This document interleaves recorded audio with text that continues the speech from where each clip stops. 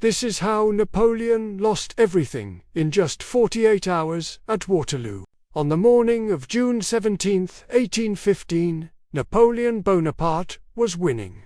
He had split his enemies. He had struck fast. He had done almost everything right. And within 48 hours, his empire would be finished, not through slow decline, not across years of exhaustion, but on a muddy Belgian ridge on a single Sunday afternoon. This is how it came apart. To understand Waterloo, you need to understand what Napoleon was actually trying to do, and how little room he had to do it.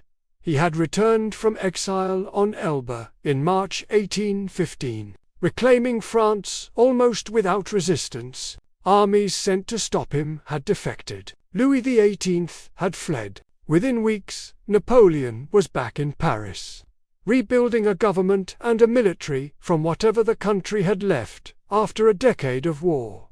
Europe's response was swift. Britain, Prussia, Austria, and Russia mobilized against him. The combined numbers were overwhelming. If he let those armies converge, he would be fighting close to 1 million men with fewer than 300,000 of his own. His only viable option was to move first, strike into Belgium, defeat Wellington and Blücher separately.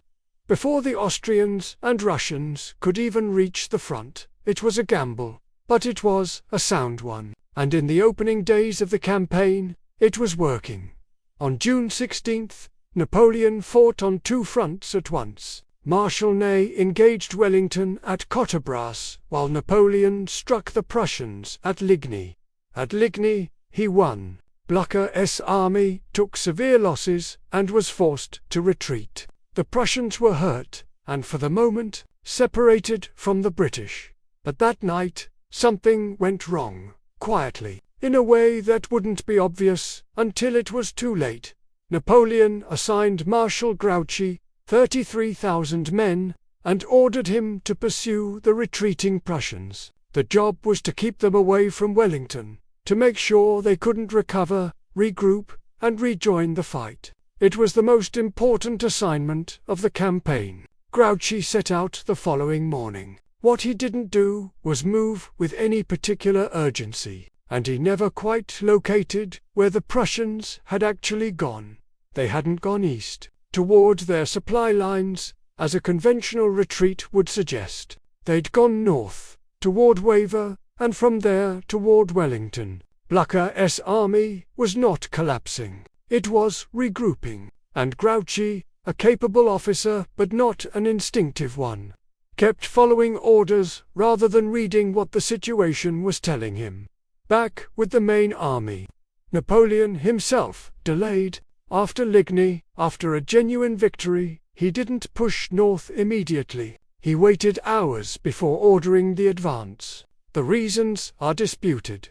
His health had been deteriorating for years, and the physical toll of the campaign may have been showing. Some historians point to overconfidence, a belief that Wellington would retreat rather than stand. Whatever the cause, Wellington used those hours well. He moved his army to a defensive position he had personally scouted the year before, a low ridge south of a village called Waterloo, near a crossroads at Mont-Saint-Jean. He knew the ground. He had chosen it in advance, and now he was on it. The morning of June 18th arrived with the fields still soaked from the previous night's rain.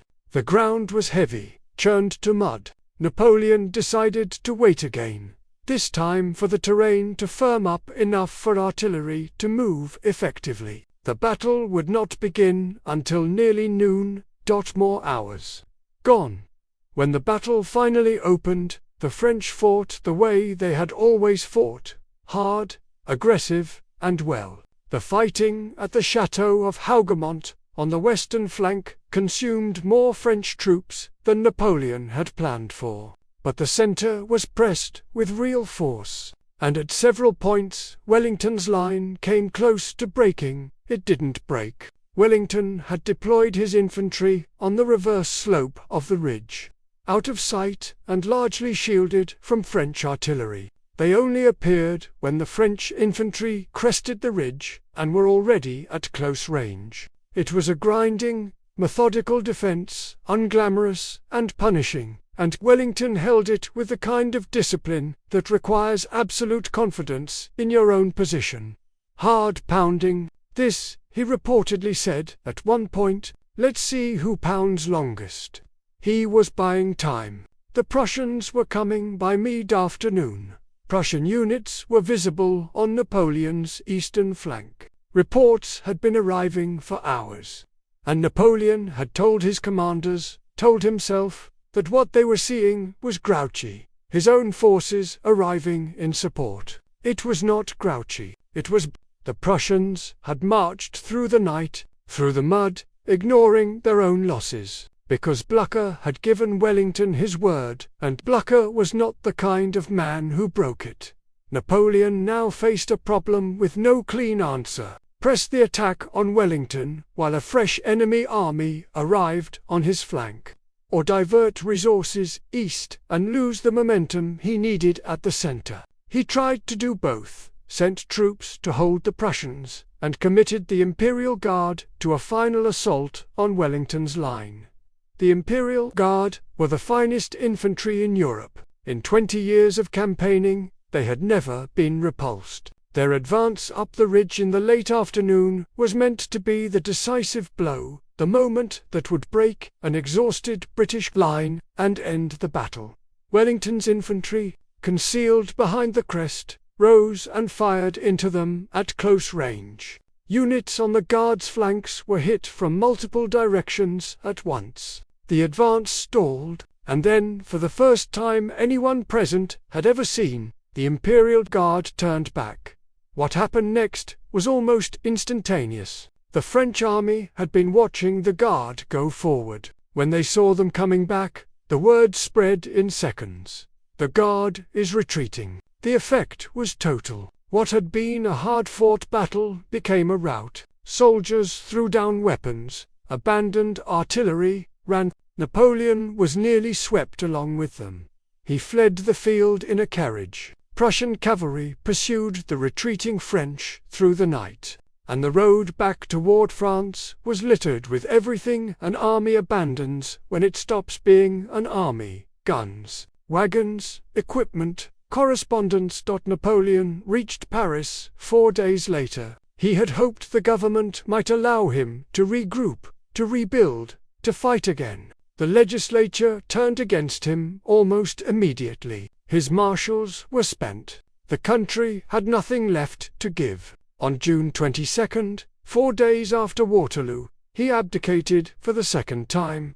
There would be no third act. He was exiled to St. Helena, an island in the South Atlantic so remote that escape was considered essentially impossible. He spent his remaining 6 years there, dictating his memoirs, constructing a version of events that placed the blame on Grouchy, on treachery, on bad luck. There is something in that argument.